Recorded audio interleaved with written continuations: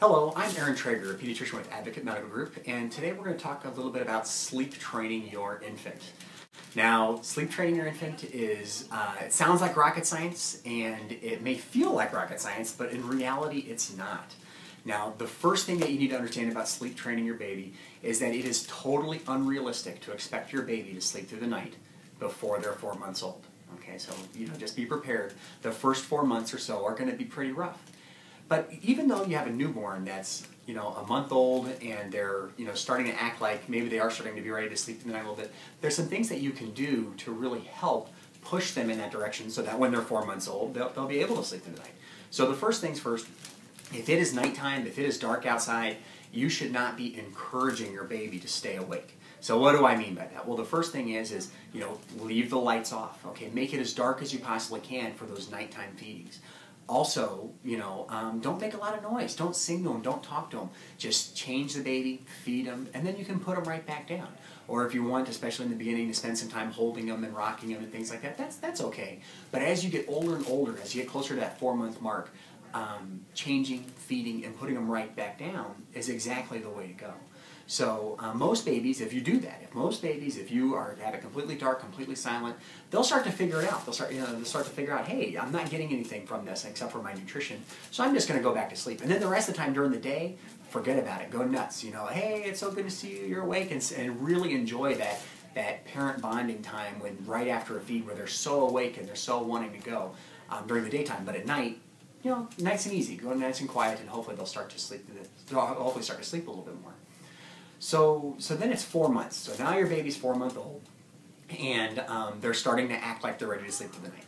Okay, it's okay at this point, now that your baby's 4 months old, is to just follow the same routine that you've been doing before, but you can be a little bit more firm with it. So what I mean is change the baby, feed the baby, and put them right back down. And if they're awake, and if they're wanting to cry and stuff like that, that's perfectly fine. It really is. So, really, now that your baby's 4 months old, I'm okay with letting them cry for 30 minutes up to an hour. I think that that's okay. I couldn't do it with my kids. The crying after a while started to say, nope, it's been 30 minutes, it's time to go back in. And then you repeat the entire process. You change them, you feed them, and you put them back down. And the point is just saying, hey, I'm not going to interact with you right now. I'm just going to let you get your nutrition in and get back to sleep. Eventually, with some time, they will start to sleep through the night.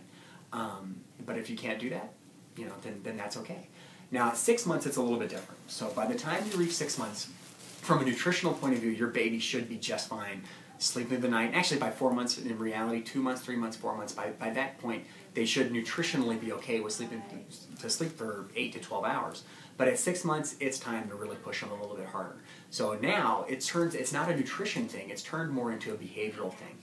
That your child is just used to this. It's kind of the same way, you wake up, you've had a rough night, a thunderstorm woke you up, or you've had a runny nose, and then for a couple nights later, you're still waking up at that 3 o'clock in the morning, you're like, man, why can't I go back to sleep? Well, your baby's doing the same thing.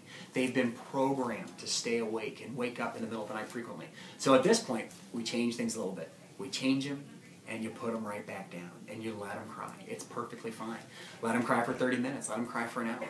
That's okay. And then repeat the cycle. Change them, and then put them right back down.